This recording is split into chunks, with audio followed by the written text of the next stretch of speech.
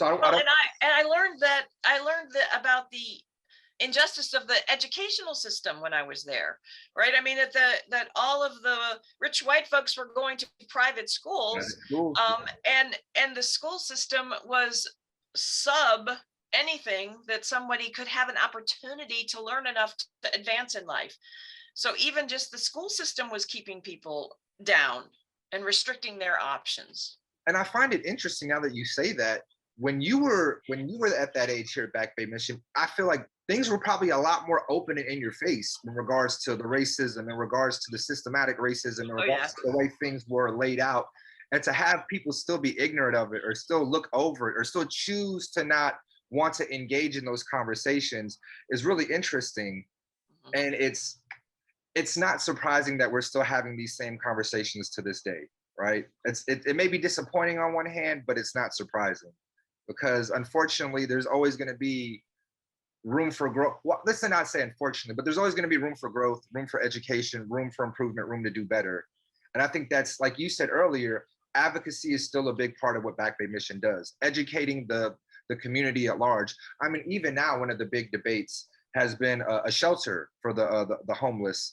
And a lot of the response that we get, the pushback we get from community leaders are, well, we want to help, but not in my backyard. And I think a Right. lot of that is because of the lack of education about the population that needs the help and how they ended up there. I know at one point in college I did some research. I had to do a paper, and I found out that I think it was like 37 to 40% of the homeless down here are veterans, because of Keesler. There's a big veteran population, and that was so disheartening to find out that these are people that risk their lives for us, and now we can't even help get them off the street, help get them a shower, help get them something to eat. That's Yeah. really, really, really powerful. Mhm. Well, I don't want to take up too much more of your time, so I would like to give you the opportunity. Is there anything else that you would like to share? Anything else you'd like to talk about? Anyone you'd like to shout out?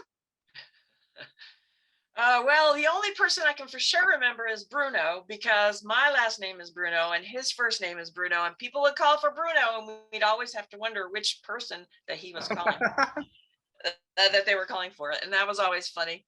Um, the other thing that I remember is, of course, the old Back Bay Mission. I'm sure you're in a much nicer building now.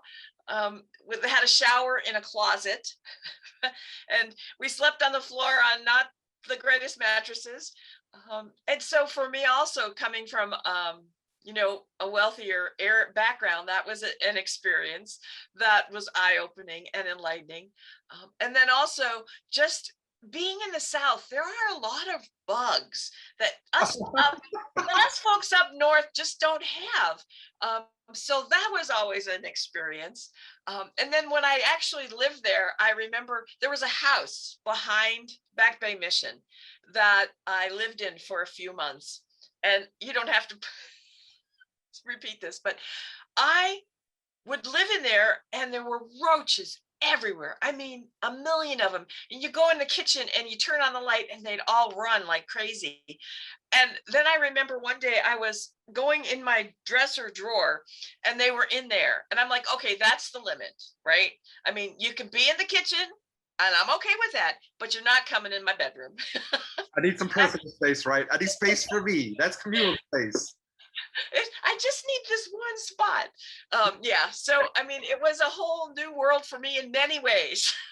Well, how did you deal with the humidity too? Now that we're talking about it, because I imagine that Oh, was probably the wait. same place. I was there during Hurricane Frederick. Oh wow, hurricane! That's also something different for a northerner too, right?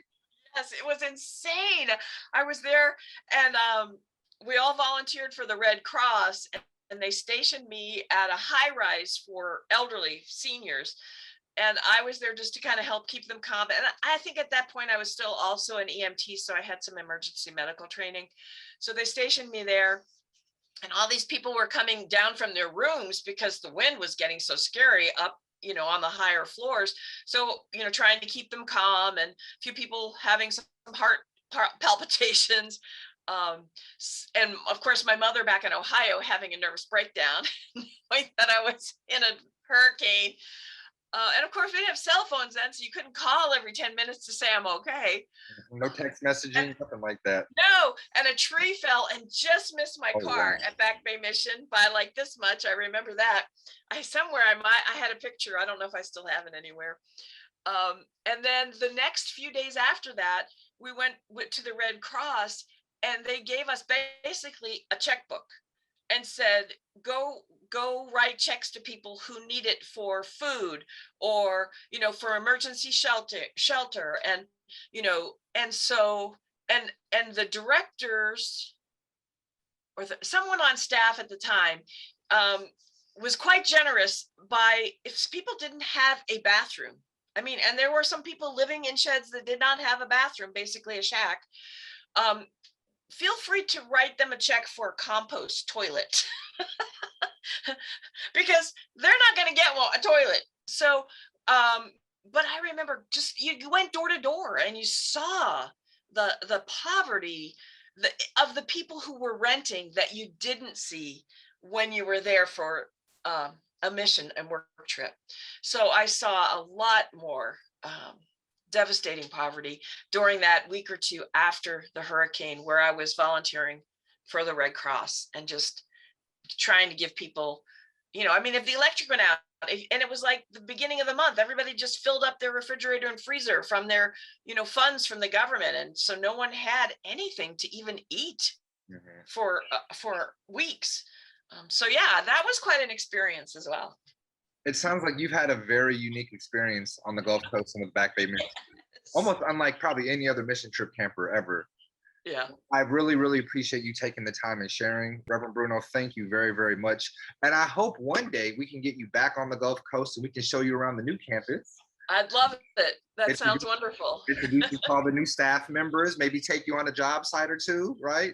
And Yeah. maybe you can ride around and we can talk about the different memories and areas you have. Because I'm sure unfortunately in the 90s, we lost that original location that was on the Back Bay, literally. So it'd be great to kind of hear stories from you and maybe ride around and we can look at different monuments and stuff. Yeah, I remember when I was there for my 6 months, I ended up working at the snow cone place that was right behind Back Bay Mission that we always went to every night as teenagers. And so as a 22-year-old on a very limited budget, I remember going over there and working there in the evenings. So yeah, I've been around there for a while.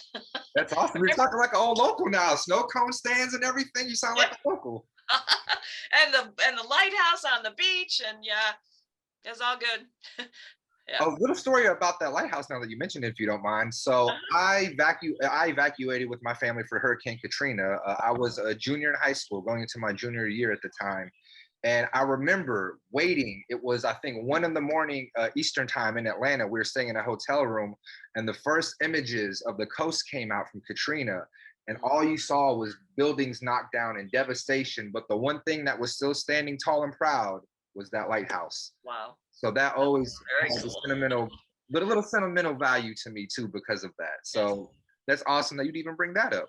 Yep. Well, thank you again, Reverend Bruno, for your time. I look forward to maybe talking to you again later in the next few weeks, maybe a few months. If you don't mind, maybe we can have another chat. Sure thing. No problem. Well, thank you very much for your time. I hope you have a wonderful day and enjoy your weekend. All right. Thank you. You too. Thank you very much. Bye-bye.